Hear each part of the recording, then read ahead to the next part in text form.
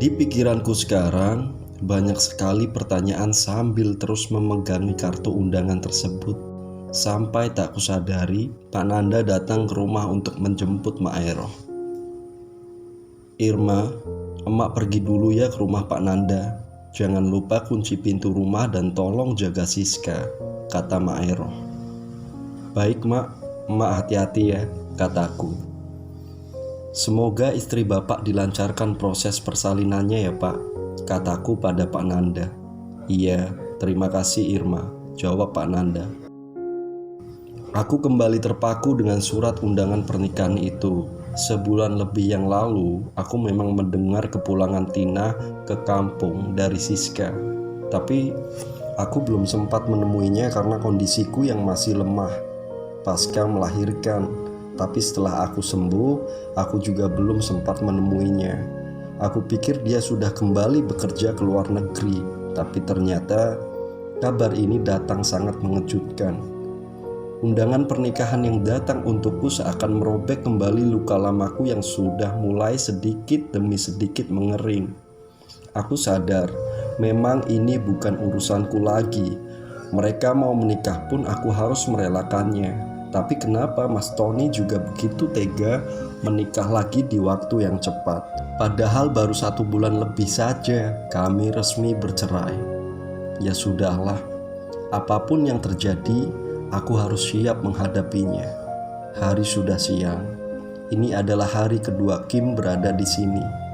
Sekitar pukul 8 pagi, Kim sudah menjemputku kembali ke rumah. Kami memang sudah berjanjian untuk pergi ke suatu tempat hari ini. Di dalam mobil, Kim menyetir. Dia tidak tahu arah jalan, tapi kami menggunakan Google Map agar memudahkan Kim menyetir. "Irma, kenapa kamu diam saja dari tadi?" tanya Kim saat kami sedang berada di dalam mobil. "Tidak apa-apa Kim, aku hanya tidak mau mengganggu kamu saat menyetir," kataku. "Coba ceritakan mengenai tempat yang akan kita kunjungi," kata Kim. "Kami berencana untuk pergi ke sebuah candi yang ada di Indonesia. Kita akan pergi ke sebuah bangunan bersejarah yang ada di Indonesia. Tempat ini merupakan salah satu situs keajaiban dunia," kataku menjelaskan. "Benarkah? Aku sudah tidak sabar untuk segera sampai ke sana," kata Kim.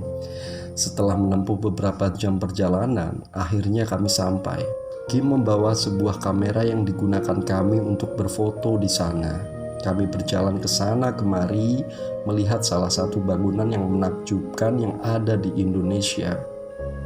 "Ini sangat keren sekali Irma," kata Kim ketika melihat candi tersebut. "Iya Kim," jawabku singkat. Setelah puas melihat-lihat apa saja yang ada di sana, kami pun makan di suatu tempat. Kali ini, aku ajak Kim untuk makan bakso.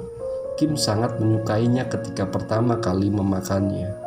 "Makanan di sini juga sangat enak ya Irma," kata Kim. "Iya, kamu menyukainya?" tanyaku. "Iya, aku sangat suka," kata Kim. "Suatu saat, aku juga ingin mengajak kamu pergi ke negara asalku. Di sana juga tempatnya sangat indah dan makanan juga sama enak. Kamu harus mencobanya," kata Kim. "Aku sangat trauma Kim, pergi keluar dari negaraku," kataku sedih. "Maafkan aku Irma, aku tidak bermaksud membuat kamu sedih," kata Kim. "Iya, tidak apa-apa Kim," jawabku. Kami sangat menikmati perjalanan kami. Hingga tanpa terasa, hari sudah sore. "Ayo kita pulang Kim," kataku. Di perjalanan pulang, Kim mengatakan banyak hal padaku, tapi aku menanggapinya seperlunya. Terus terang saja, aku masih kepikiran tentang pernikahan yang akan dilakukan Mas Tony dan Tina. "Irma, kamu kenapa? Apa ada masalah?" tanya Kim. "Aku gak apa-apa Kim, aku hanya kepikiran satu hal," kataku. "Kamu bisa menceritakannya padaku," kata Kim. "Mantan suamiku beberapa hari lagi akan menikah dengan orang yang telah menjebakku dan membuatku celaka ketika berada di Taiwan dulu. Aku pernah menceritakannya kepadamu mengenai dia kan?" kataku pada Kim. "Benarkah?" Iya, aku masih ingat tentang apa yang kamu ceritakan dulu. Lalu apa yang akan kamu lakukan sekarang? Tanya Kim. Aku tidak akan melakukan apa-apa. Aku hanya aneh saja. Kenapa mereka bisa sampai menikah? Kataku. Apa kamu masih mencintai mantan suami kamu? Tanya Kim. Tidak, jawabku. Baiklah, kalau begitu kita akan menghadiri acara pernikahannya, kata Kim. Aku tersentak mendengar perkataan Kim. Tapi Kim, aku tidak ingin bertemu mereka lagi. Biarkan saja, kataku. Kamu harus menunjukkan bahwa kamu kuat. Kamu jangan terlihat lemah.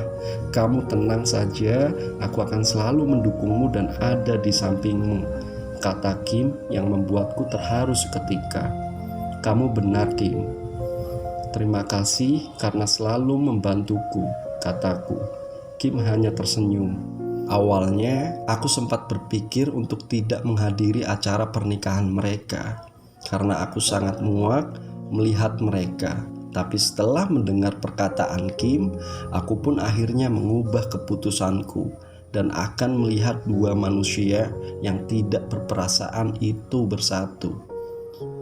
Aku sampai ke rumah malam hari sekitar jam 9 malam karena perjalanan yang sedikit jauh. Maafkan Irma ya pulangnya sampai malam begini. Emak pasti capek karena harus mengurus Riko seharian, kataku. Gak apa-apa Irma, lagian Riko anteng, jarang sekali menangis. Paling dia nyusu mulu, kata Mak Eroh. Aku sebenarnya tidak enak harus merepotkan Mak Eroh terus, tapi mau bagaimana lagi, aku juga harus bekerja untuk mencari nafkah. Untunglah Mak Eroh bersedia mengasuh Riko. Setiap aku punya uang, pasti aku memberikannya pada Mak Eroh, sebagian sebagai rasa terima kasihku. Mbak, teman Mbak yang orang Korea itu ganteng banget sih, kata Siska. Iya sis, kataku sambil tersenyum. Mbak suka nggak sama dia? Tanya Siska yang membuatku sedikit salah tingkah. Enggak lah sis. Lagian mana mau dia sama Mbak juga sadar diri lah. Mbak jauh banget sama dia. Lagian yang terpenting sekarang, Mbak hanya ingin membesarkan anak-anak Mbak, kataku. Tapi Mbak juga tetap harus membuka hati Mbak. Mbak kan masih muda, gak ada salahnya buat menikah lagi, kata Siska. Betul yang diomongin Siska. Kamu harus berpikir ke depannya.